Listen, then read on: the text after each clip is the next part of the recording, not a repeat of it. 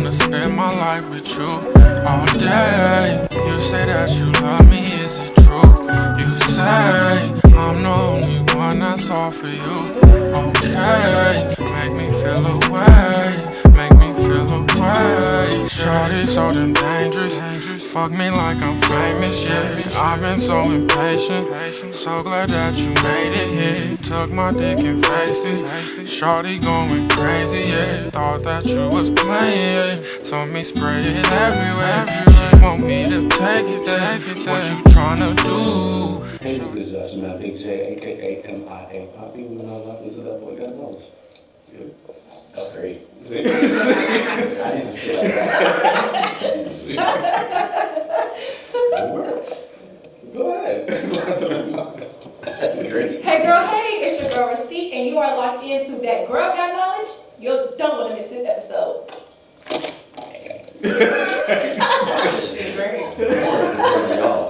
I don't think I even need to do one. For real. Exactly. Yeah. I'm Luke, aka. Who you here? I'm lost in the songs. I'm Luke, aka Mechanics. I'm a lawyer, father, futurist, technologist. Built 2 technology companies, and now trying to show everybody else how to do that. This episode of That Boy Got Knowledge. Oh, no, that's all right. Yeah. Yes, this is your girl Janae. No AKAs. Just Janae. Owner of Phase Body Bar. Also owner of Phase Home Company as well. And yeah, here with That Girl Got Knowledge. Let's get it. The way you said that can go one of 2 ways. Well, we won't go there. Said no AKAs. You're right. I was thinking that too. No, period. No, like, hey. Yeah, both up. Yeah. We got on the browser. That's crazy. I'm an old head. That's Look back, Wow, that's amazing. That's amazing that this came together. I know, yeah. That's crazy. Wow. Brad chapters, all that. I know, for real. Oh, wow. That's crazy. Well, since we've had such a great introduction, we've had so much conversation just off camera. Let's get into it on camera. Let's tell people, who is Luke? Who are you? What are you about? Let's get into it. Yeah, no, thank you for having me. I'm excited to be here and spend this time with y'all. I think it's important to have these kinds of conversations direct and in the room so that, people can hear, knowledge that, we don't always have access to. I didn't always have access to that knowledge either. 3 things really shaped my narrative arc growing up. I'm from, abject poverty. I grew up in the mud. Aquatics projects in Bridgeport, Connecticut, one of the worst housing projects in the country.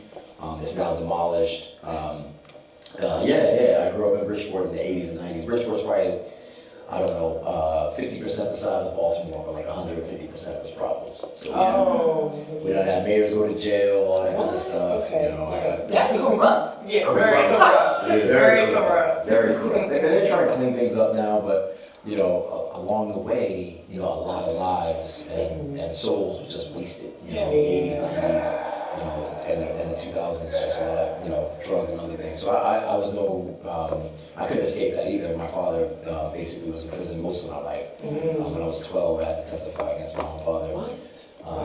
Yeah. But redemption came later, right? Because I graduated law school at 24 and I argued for his release. Oh my goodness. That's I know, right? Wow. That's a whole 360. 100%. Wow. 100%. Like if we're in a society where society doesn't always forgive us for what we are and how we come and the things that mistakes that we have made, how can we not forgive each other?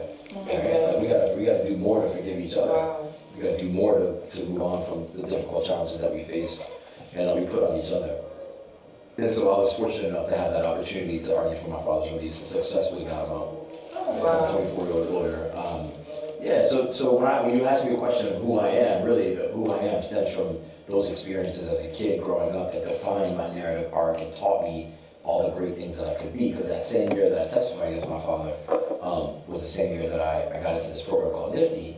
network for teaching entrepreneurship. And I built solar power microwaves, I sold them, and I was like, oh, okay, I'm gonna follow the same path as everybody around me, do something a little bit different. But you had that knowledge of law. Well, even before law, I had the knowledge that entrepreneurship could change my life. That I could dictate my own, sort of altitude in life, in my own financial trajectory by, starting a business, by selling a thing, creating a thing, right? Yeah. All of those things didn't seem possible to me before I did them. And they never do. They never do, right? And so, so that's who I am. That's where I come from. I was fortunate also to get a basketball scholarship to play at a prep school in Connecticut. Like, yes. I mean, if you're in the ocean, right, and you drown, might as well. and people throwing like little sticks, Like lifeguard, yeah. right? Little lifeguard, right. That's what I tell people, right? Like, you're in this big, blue ocean where you have no support, nothing, and you just drowning. Whatever little things come your way, grab onto it, right? Grab onto it and try to use that to put that for something else. And eventually you got a raft, and eventually you got a boat, and eventually you got your own island, right? And so I think seeing like resourcefulness, from that perspective, a lot of times can alter, your perspective on like what is actually achievable with like the limited resources that you have in front of you, right? And so my life, when I think about, when you ask me who I am, who I am is a set of principles, right, that have been derived from these experiences that I've had as a kid, as a young man, that have shaped my life and told me who I am, right? So, one of the principles we talk about in my company today is called resourcefulness over heroics. And that comes from like how I grew up, right? Like I try to be heroic and like go do a bunch of stuff, but like if you've got opportunities to like take the things and pieces that are in front of you and make something out of it, like that's the thing that you should do, right? And so, it's a tough question, and I appreciate the answer. I appreciate the question, but that's how I would describe myself. That's a good question. Were you able to get your father's record expunged? No. So when he got out of prison, I was it was 12. So at 12, I argued for his. I'm sorry, at 12, so he went away to prison. He got a 20-year sentence. It was his third strike. Right, it was the third strike laws. I mean, they're terrible, right? Like it wreaked havoc on our. Your father and my father shared that same experience with like 3 strikes. He went back in and everything for 13 years. Equitoxin. Got out. Unfortunately, like was at a company party, smoked a little bit of weed. They tested him and then sent him right back. He was gonna go back for life, but then got out in about like 2.5 years. But because he was in there, they weren't allowing my stepmom to like give him his like medications for high blood pressure and everything, so that's why his kidneys started to fail. Then he got on dialysis, and then that was just like a trickle effect of how like my father passed away, basically. Oh, I'm so sorry to hear that. So sorry to hear that. Yeah, it was a lot. So I'll talk to you about that later. No, I appreciate it.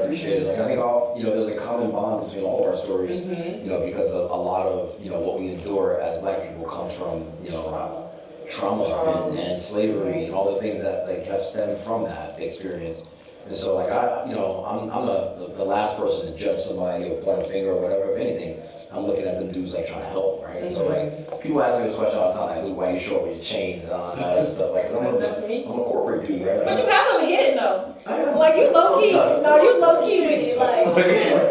But like, I can't forget the hood. I can't forget where I come from. Right. And it remind me of the struggles that, I'm trying to resolve and change for, the better of society, quite frankly. Because if you make things better for Black people, guess what? Things get better for everybody. Everybody, right? honestly. If the police ain't killing Black people, they ain't killing nobody. Right? Exactly. So it's been a journey. But yeah, I flipped my experience to business. Because again, I needed to make money, right? So when I was a kid, I was broke as shit, and all I could think about was like how my stomach was hurting. I'm gonna get this money by tomorrow. 100%. And my mom was trying to do whatever she could. She, single mom. We moved a bunch. We moved probably 6-7 times before I was like 16, until we like finally settled in one place. But she was just trying to make it work for me and for us. But like like any parent, especially a single parent, like you want to hide things from your kids, especially like the challenges, right? So when you're facing them hard financial, sort of moments when you ain't got the money, you don't know how you're gonna pay tuition for the next week or whatever those things are. You don't really tell your kids that. So my mom didn't tell me like, oh, well, I'm struggling with this. It was just like, oh, we're gonna be good. I'm gonna have it next week. And it would always kind of work out or whatever. And when it didn't work out, just wasn't meant to be. Yeah. But I strive to be different in that way and just like put my problems or the challenges I'm dealing with right on the table. Right, for my kids and for people around me, because I think if you do that, you invite people to help you solve those problems. And so, so like I knew I needed to make money, I needed to solve some of those problems. I was always working as a young man, and at every job I took, whether it was Burger King at a 15-year-old, because at 15 I got cut. Crazy, I got cut from the basketball team. Yeah. I was good, but then 15, 16, I was just like, I don't want to practice. I'm good. You got a little big head. You know it. And so, I got cut and I was like, how am I gonna survive? And I remember working at Burger King and it was tough, it was humbling, right? But that same humility is the same humility that I can trace a direct line from me sitting in Burger King every day, seeing my friends come in. Seeing dope women come in.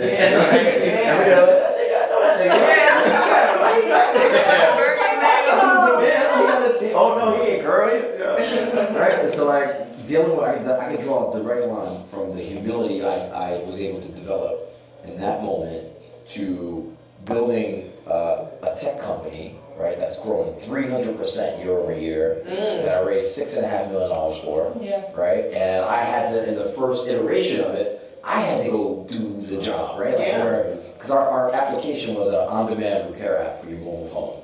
Right? I remember you were telling me about that, So basically what I found out was that the way Apple makes phones, they put accelerometers and gyroscopes it's in your phone right now, right? It tells them how it's moving when it falls and all this other stuff.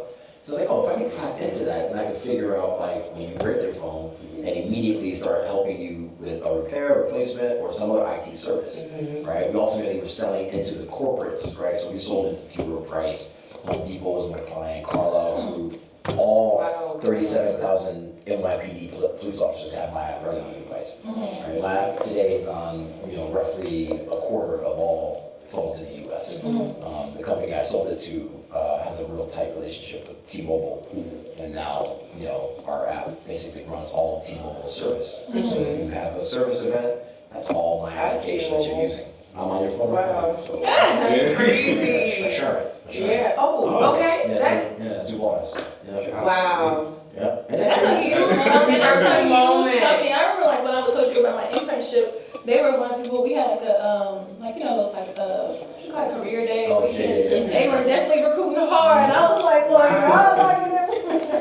not a lot of black people at Assurance. Let's just say that. They made sure they had a black representative. I know. I ain't that many of us. But that's why I tell black people we gotta get quantitative. When we look at a problem, the more quantitative you can get about that problem, it does 2 things. One, it just tells the story differently, right? And then also people can't maneuver around the truth. Numbers don't fucking lie. Numbers don't lie. Right? And so when I looked at my time at Assurant, I was there for 7 months after they acquired us. We grew the product, we grew that line of business maybe $500 million. Right? So when I left, we were doing about $500 million in new revenue for this $10 billion company. Right? We expanded the product internationally. So I was in Germany, all throughout Southeast Asia. We were exploring, Europe, Canada, South America. Product was everywhere. All of this great stuff happened. That was the first acquisition they had ever made of a company led by a black person. Really? Yes. Or a woman, or the Hispanic. And this company, this is all they do. They acquire companies, take over the technology, and then deploy it, right? And that's their bread and butter. And so of the 50 times they have done that in the last 150 years, we were the first. And we created all that success, right? The stock price went from $98 a share the day they acquired us, the day I left, it was $175. Wow. No, that's a lot. $3 billion of market cap from Baltimore.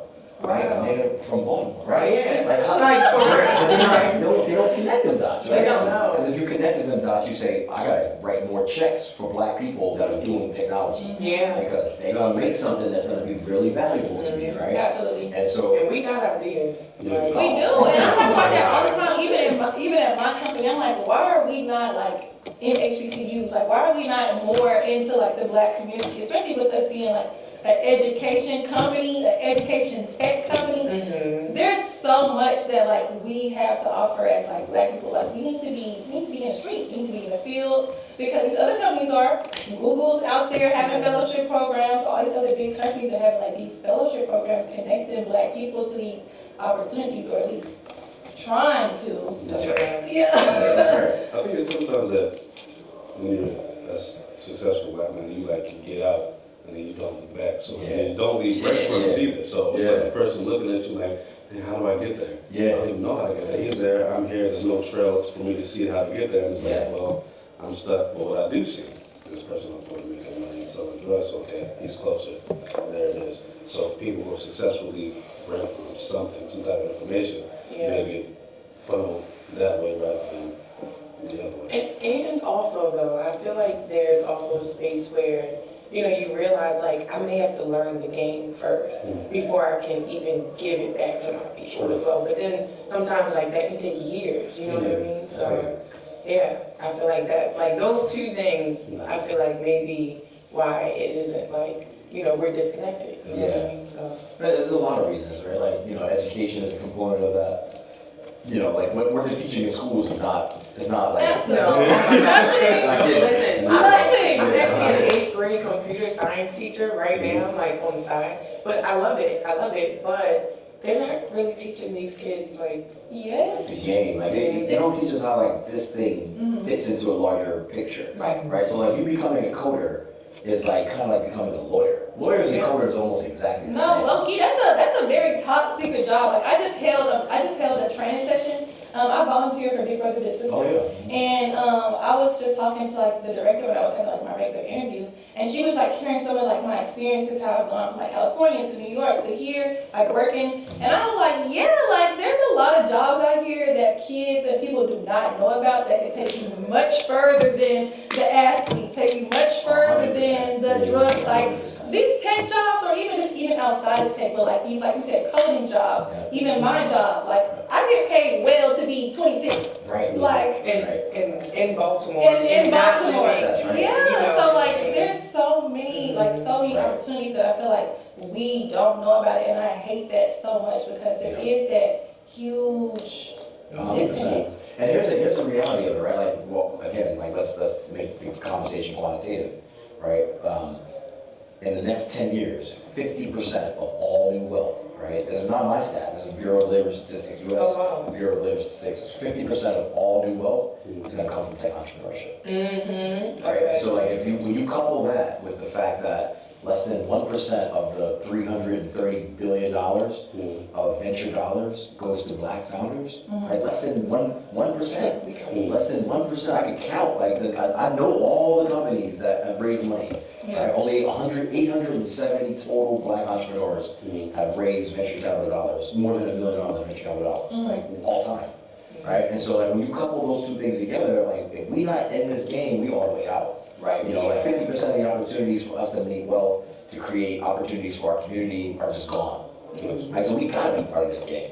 We gotta be part of the tech game. Speaking of creative opportunities, we take this opportunity to take a break. You're right. Gotta get it. Niggas out here hating, but ain't stopping shit. Stop procrastinating, wasting time and shit. Niggas only gangster when they signing in. Hold on, baby, I can't hold on. So long, baby, I can't go on. Okay, so before we left off, we were talking about opportunity and like how you've changed and had an abundance of opportunities. Okay, can you talk about how like, you made your transition from freaking law school to going into selling businesses, crowdfunding millions of dollars? Let's talk about opportunity. Let's talk about transition. Yeah, absolutely. I tell people all the time that you can't walk through life sleep. right? You gotta be awake, especially as black people. We already know this, like we on the ready always, right? But I think, to see opportunities, you have to especially be locked in to like what's happening around you, good and bad, right? And understand how to take those bad situations and turn them into, good things for yourself. And so when I was, after arguing for my father's release, the first thing I did as a lawyer, I graduated law school, argued for his release in Connecticut. He got out, and then I worked at a firm in Baltimore, a real big firm, and then I worked for a real big company as an in-house counsel as well. And I remember sitting there with one of these partners. This is a white dude who every dollar of money in the world. Right? He didn't even have to practice law. His wife was like some real wealthy, like Baltimore person that came from money and all that. They had horse farms and all that kind of stuff. They got money. Money, right? Money. I'm a young lawyer, probably, mid-20s, making maybe about 50, 200 grand a year, trying to carve my place in the world, right? And so, look, you could stop there. You could not stop there, but you could, most of us do. Yeah. Most of us do, but, when you come from nothing, you just like, you're convinced that there's something for you on the other side, right? And like, you're never happy with like the next thing, right? You know that there's a much bigger thing for you because your life has to be meant for something bigger when you come from such dire circumstances. So, I always carry that with me. So I'm sitting there in this room having a table just like this, having a conversation with this lawyer who's my boss. He's the chief counsel or whatever. And he's like, we were talking about this case, and I'm like, well, listen, the two things that you're talking about are discrete. Right? Like, I'm trying to make my argument for why it should go this way versus the other way. And I'm like, the two things you're talking about are discrete. And he's like, just like, Luke, he doesn't want to be on the table. What the fuck did I say? I said something like, I really pissed him off. He's like, man, you're just using that word. And it's a white dude, again, all the money in the world, completely privileged. He's looking at me, and I graduated in the top 10%, top 20% of my class. I done well, what I mean? Like, well, I wasn't all just like flake through law school, undergrad. I done well. And he's like, you're using that word incorrectly. I'm thinking he's gonna attack my argument. Yeah. Like, that's what we're talking about. We're talking about a real argument. And he's like, no, you're using that word incorrectly. I'm like, what are you talking about? He's like, discrete. Two things are not discrete. Two things can't be discrete. I'm like, yes, they can. Like the DISCRETE is different than DISCREET. Like two different words. They're discrete, right? Because discrete means like separate, right? Yeah, separate. And he's like, turns around, grabs the dictionary from behind him, and puts it on the table and opens it up. And immediately it starts turning red. Right? So I'm still continuing the conversation. I'm gonna gloss over. I'm not gonna make you look stupid, right? So as we always have to like play the dumb game sometimes like in those spaces. But it's also one of the most power. No, it is. It actually is. That's right. That's right. Wow. When we have real power in this country, we'll be able to say, call stupid on those kinds of things, and then like it's accepted. Right? Like, I made a stupid error and I shouldn't do that again, right? And that's all we needed to do in that moment. But what I saw was like, this is not meant for me.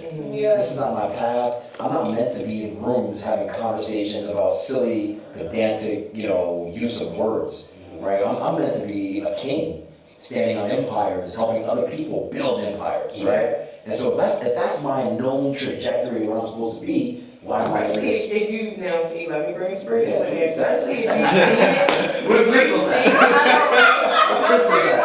Especially if you have seen it and God has given you that vision, it's bound to happen. Like, so I'm sure you were already in that headspace. Like, I don't even. But you know what? But that's a great point. But you know what? Sometimes you don't got the vision. Because to get a vision, I gotta see it. Yeah, I gotta see. You don't see it. You don't know how to work. 100%. I'm looking at y'all performing here in this podcast. I don't know how this came together. And I know there's hundreds of black people out here in Baltimore, thousands of us out in the U.S. that want to do podcasts, have no idea how to put this together, right? Like, don't know how much money they need for what, how you get the equipment, none of that stuff, right?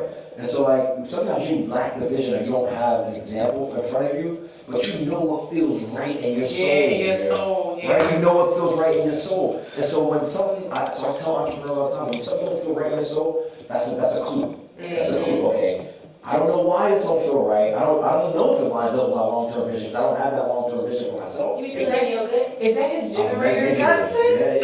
Yeah. See? That's that human design kicking in. Yeah. That's that good. So like I tell people just to follow that intuition and let that intuition lead you to like somebody else. Like, hey, this situation happened to me. What do you think? Yeah. Right? Because two people are more unlikely to be wrong than like one person, right? And so like if you can get more people to help you think through a situation and bring clarity, right? Then you can figure out the next steps to do. So for me, I already knew what I wanted to do in life, right? I knew I was going to be an entrepreneur in finance. In law school, I had read this book, right? Part of the reason why I was excited to come to Baltimore in 2001 was because I read this book about this guy who had done all these incredible things I didn't even know black people could do, right? He had bought companies, he had run all the companies up to about $1 billion. His name was Reginald Lewis, right? And I was like, wow, I want to do what he's done, right? So I had some idea of like my career arc and where it was going. And like in that moment, I'm like, I am very far away from it. If I'm sitting at this table, sitting here being bullied about, my accurate use of the word, you know what I mean? And so like that, so I saw that as an opportunity, right? And so every bit about me at that moment was like, how do I start to get out of here, right? So I was looking at deals. I was just doing lots of deals. I was, at the time, chasing money, right? So I was like, all right, I'm just going to make a lot of money and then like, use that to figure out what I want to do next. Because if I got a lot of cash, then like you can have more options. And so this is like 03, 04, 05, that whole time frame, I just bought every bit of real estate I could. Right? Like we owned everything in Baltimore, like tons of blocks and blocks and blocks of things that I sold off all before 07. So I was making the money, and then I said, I know I want to build businesses, right? So wasn't sure, but I've been, again, leaning into these conversations that I was having in somebody at a church that I went to in 07. They were starting a company, a cybersecurity company. And they didn't really know how to do it, right? They just like, they knew the technology pieces, but they didn't know the other pieces. These are brilliant entrepreneurs, a husband and wife team. And so they let me onto the team as like the third co-founder. They're like, well, Luke, you've been a lawyer and like you've been around business, right? Because as a lawyer, I had done deals, but doing deals and running a company are two totally different things, right? And so, again, the lesson here is not like, oh, you gotta go to law school, learn how to do deals, get connected. You don't need to go to law school, you don't need to go to school, right? What you do need to do is lean into every conversation where someone's giving you knowledge or there's some new information that you don't have.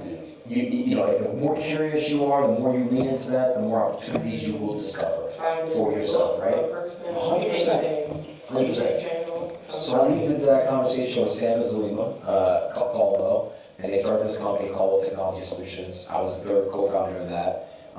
We were raising money. I was figuring it out. I was like, at the time, trying to like I never built a company before, and so standing up accounting, segments of the business, customer success, engineering, all of these, discrete functions in the business, we were standing up. And, Hustle Like Hell went out and found a potential acquirer for the company, right? Because at the time, the two founders, main founders, they wanted to build the company to sell it, right? And I was like, all right, well, I can help with that part too. So I went out and I found a buyer, and ultimately they acquired the business for a little under $55 million. And I was like, wow, okay, this is how this works. I made my first milli, and I was like, all right, this is how this works. You invest everything you have into a company. And I just leaned into all the hard conversations so I could learn, right? And we got to a great outcome. And so again, the lesson here for me is starting with a difficult conversation I had with my old law boss. Don't just take that, as a bad situation and just move on from it. Take it as a opportunity to learn something about yourself, that this is not the right environment for myself, right? And then start to design your path out of that, right? So, that's what I did successfully. And you're gonna be met with challenges along the way, regardless of the fact that you come from challenges. Right? I'm from the gutter. Right, I grew up with roaches, rats around me as a kid. I live in the Four Seasons now, and ain't none of that nowhere near me, right? Partly because I don't even want to, be near anything that looks like that, right? But the reality is, you're not, just because you come from difficult circumstances doesn't mean that you're still not gonna go through more difficult shit, right? And so after I sold that company, I'm like, I'm brilliant. I can do whatever I want. Like, I can buy companies. I can do anything. Right? I was arrogant as shit. You know, it's just like, you know, when I was 15 playing basketball. Exactly. So if you don't get that lesson in the first try, it's gonna come back. Right? It's definitely gonna come back. And so I didn't get that. Always. I hate that. Look, I don't mean to question big God, but like, why you gotta do that? Like, why do we have to repeat lessons? I'm telling you guys, it's the law of karma. Say more. No, seriously. But it's a law of karma because we think karma only happens in like, you know, like bad situations, like where you actually do something bad, but like, no, karma is literally whether I decide to eat like McDonald's or a salad. Like it literally gets down to the smallest aspect of your life. Yeah. Wow. Yep. So every decision that you make is a karmic decision, whether big or small. So That's fascinating. Yeah, no, I think I was making some karmic decisions right there. that cycle will continue to show itself if you don't learn. 100%. So I sold that company and I bought, instantly bought a 1967 Shelby Cobra. I was the only person in Baltimore driving around in that. In addition to like 2 other cars, a house in Guilford, all this stuff, right? I was like, all right, I'm 30 plus and I'm gonna like show the world I can get it. And so I bought another company, and this company was in bankruptcy. And I was like, I can turn it around. I can turn it around and make it something very successful. It was doing $20 million in revenue. It was a retail business, an ice cream company that had a manufacturing facility. So I sold off the manufacturing facility at the close, right? That generated like $3.5 million of cash, right? And so again, this is another, I just pulled this playbook, from Reginald Lewis. This is how he bought McCall Pattern. Right? That was his first big deal. He bought this company called McCall Pattern for like pennies on the dollar. Basically turned it around and made like $75 million. So I'm like, oh, okay, I'm gonna follow that playbook. And so I just basically came into the deal, I talked to the owners, they let me come in and like sign a contract to buy the company. As part of that contract, I sold off the manufacturing facility that they had, which was very valuable. It was in Newton, Mass. Newton is like a very wealthy part of Massachusetts. So I'm like, all right, if I can sell this off, that's going to generate some cash. That's going to help me pay off this, contract when I bought the company. So it generated so much cash that they paid me at closing. So I bought the company. I closed in, I want to say July 2008. I closed on the company. And like the whole idea was like, I'm going to turn this thing around. I'm going to borrow some money from like Chase and JP Morgan and blah, blah, blah. And like turn this whole thing around, right? The company was losing about $100,000 a month. Right, so they paid me $500,000 to buy. I'm like, shit, I'm sitting on gold right now. I'm Gucci. And then, fall of 2008 happened, right? We got, all the markets were seized up and completely frozen. I mean, it was the closest to a complete market failure that our generation has ever seen. It was bad. It was bad. Like, you couldn't go in the bank and get money, like for nothing, right? And so I went from having a really solid plan. I was also getting my MBA at the time at Babson, right? Babson's the #1 school for entrepreneurship. Shout out to Babson. They're gonna give me some money for my fund too. But yeah, so I was getting my MBA at the time, and the company was failing. I had to put it back into bankruptcy. I remember being in business school, and my professor sitting there was like, "Oh yeah, Luke knows about this issue because like he was on the cover of Boston Business Journal last week." Going through it. Literally going through it, right? Like sitting in class, like, God damn, why you have to say that? But it needed to be said, right? Again, like that humility, helps, fuel your future decision making, right? And so for me, it was super helpful just to have those really bad experiences. I was so broke when I graduated from Babson. I graduated in the top 30 in my class, right? You got brilliant people at Babson, right? But I graduated and I was so broke I couldn't even go to the graduation ceremony, to the commencement. Right, so again, but this is one of those full circle moments, J-Mo, right? Because I couldn't graduate, I couldn't go to the graduation ceremony. The person who delivered the graduation ceremony speech was Biz Stone. You know who Biz Stone is? He's the founder of Twitter. Right, one of the founders, 3 founders of Twitter. He was one of the 3 founders of Twitter. He grew up white dude, straight white dude, the whitest of the whitest white dude. And shout out to Biz Stone, if you're watching this, you need to get involved, man. We need you in this game. And so Biz Stone, single parent household. He grew up with no father in Wellesley, Mass. and he delivered the commencement speech, and I missed it because I couldn't be there. I couldn't even fly up, right? And so, like, I lick my wounds, right? And the full circle moment is like later, like this past summer, I did the Syracuse commencement speech, right? And so, yeah. So, like, I think whatever lowest point that you're at in life, no matter what you're facing, right? Like, just always know that there's some corresponding high point to that low point that you're able to achieve or that you're meant to be a part of, right? So just see it that way. Never see yourself as like, that's where I'm stuck here. I can only move incrementally here. No, it's like a pendulum sometimes, right? Yeah. And sometimes you're way over here, and all of a sudden you're way over here, right? Yeah. Hi, I am Jessica Kidd, founder of House of Bombshell, beauty and lifestyle brand based right here in Baltimore, Maryland, and salon owner of House of Bombshell Beauty Parlor. Shop with us online at www.thehouseofbombshell.com and unleash your inner bombshells today. And so, after that, I licked my wounds. I was like, man, what am I going to do? I'm not sure. I need to reset, right? Like we were talking earlier about, how, certain personality types need to reset, right? And for me, the reset was a complete stop. I'm gonna stop doing everything. Take a step back. You take a step back. You stop just doing everything. So I stayed home. I had 2 kids, and so I stayed home with my son. At the time, he was like maybe 6 months. And I stayed home with him for a year. And I was like, I'm just gonna figure out deals that I really want to do, and like my passion in life, like what I'm meant to do. And I just like started to think about hard problems, right? Because like when you start from a place of, this is like, real good, sort of knowledge for our listeners, right? Because a lot of times we start with an idea, like, oh, I'm creative, I got some idea. No, you have to start with a problem, right? That's where you start. You fall in love with that problem, you understand everything about that problem, and the problem I saw was that, that same boss that was like bullying me about the word discreet, right? I was working at State Farm and I saw how their systems were all just like messed up, right? If you were an insurance company or insurance client, like you had a really bad experience when something went wrong, right? In terms of getting the money out of the insurance company, whether you had to file affidavits a lot of times, all kinds of stuff. And so I'm like, all right, that's a big problem. How do I go about solving it? What's my entry point? Well, there's other kinds of insurance. What about mobile device insurance? How big is that market? Oh, $22 billion market. Wow, okay. So what's the problem there? Oh, when you break your phone, you go to the Apple store. But why can't you, why doesn't that work? Oh, well, there's only 300 Genius bars in the whole world. But how many times do people break their phones a day? 50,000 times a day. So I'm just doing the research. I'm like, oh, okay, it's a problem here. Yeah. It's a capacity issue, right? Because you don't have enough Genius bars, and you got lots of people breaking phones, right?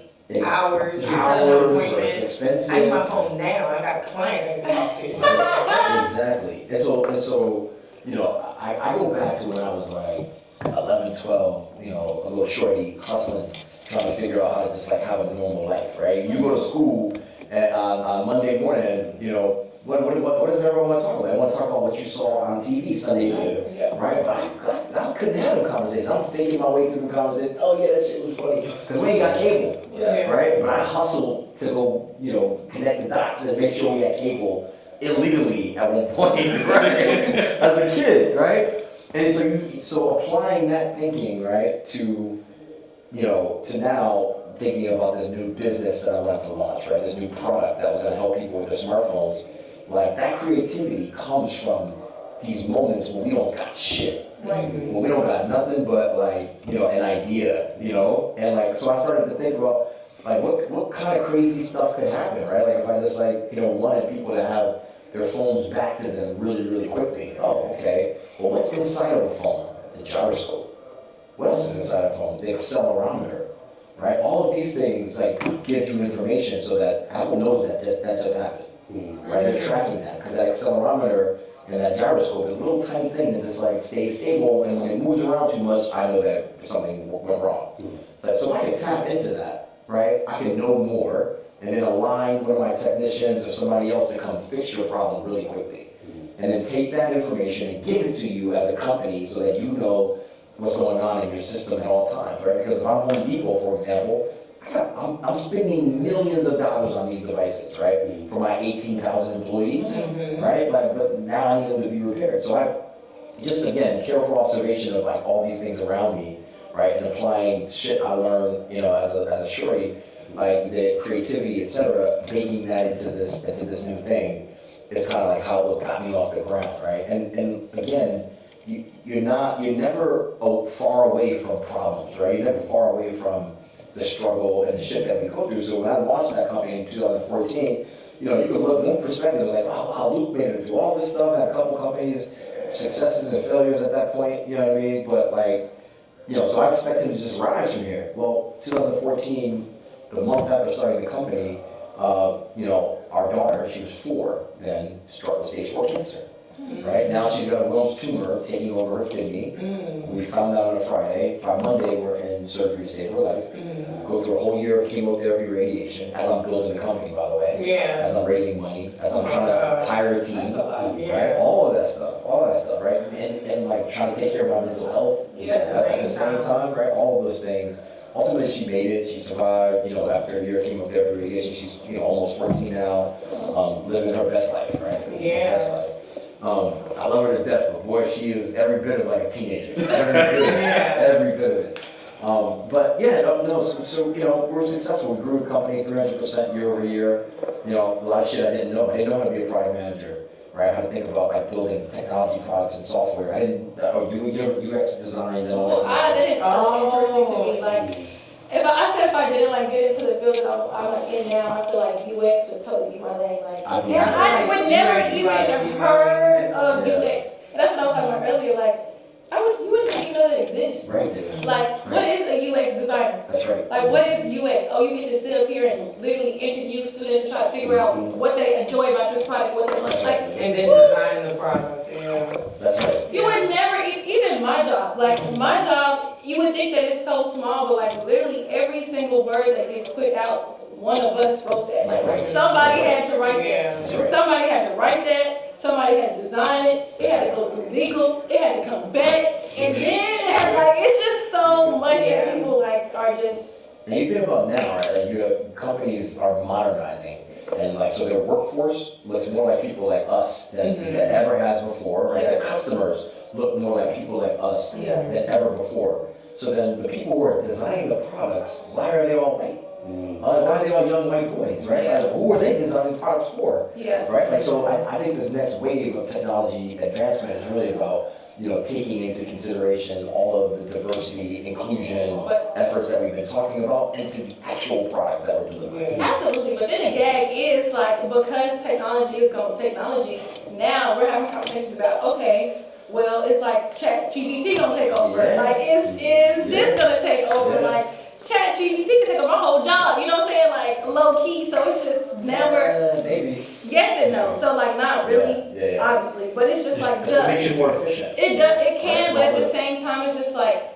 If it's doing this now, what could it be in 10 years? You know what I'm saying? So it's like so many things you have to be up against at all times. I mean, that's one side of it, right? What could it be in 10 years? But what could you be in 10 years also, right? Like you're now, so like every developer when they're typically setting up their environment, right? When they want to start coding, I need to download like Xcode onto my laptop. I need to do all this stuff, right? Like all of those preliminary steps, like that shit takes like a couple days. And like slows you down from being productive. Like if you have a machine like ChatGPT, it can just automatically set you up. Now you can get the productivity faster. Right? So it takes away some of my job, but it makes me more efficient. And it makes me now have more time to like think about other shit, right, that I can be doing. And so I love where technology is going. I just think that we got to be a part of it. We have to be a part of it in every single way. I'm excited now that I get to support entrepreneurs through Latimer Ventures. It's the fund that I'm building. Writing checks to Black entrepreneurs who are building enterprise technologies like the two I built, right? How does one? I'm looking at you. I'm asking for a friend. I'm asking for a friend. How does one sign up for friend? I'm asking for you. No, but it's a good question, right? Because this is the other part of the game that Black people don't have access to. Right? Like, the thousands of venture capitalists in the U.S. and overwhelming majority of them are white. Right? Something like 85% of all the venture capitalists are white males. Right? When you look at the pile of money, right, in the U.S. that gets invested every year, it's $87 trillion with a T. $87 trillion that has to get invested or gets eaten away, with like normal economic activity, right? So you gotta invest that so you're not losing money every year. That's pension funds, that's endowments, that's college funds, all that stuff, right? Mm-hmm. Of that 87 trillion, 0.4% of it gets managed by black people or women. 0. Yeah, 98. Look, not even a full percent. No, 98.6% of it is managed exclusively by straight white males. Straight white males, what percent of the whole world population do you think they make up? Little, because it's not, they're the minority. How much? What did you just say? 40. 40?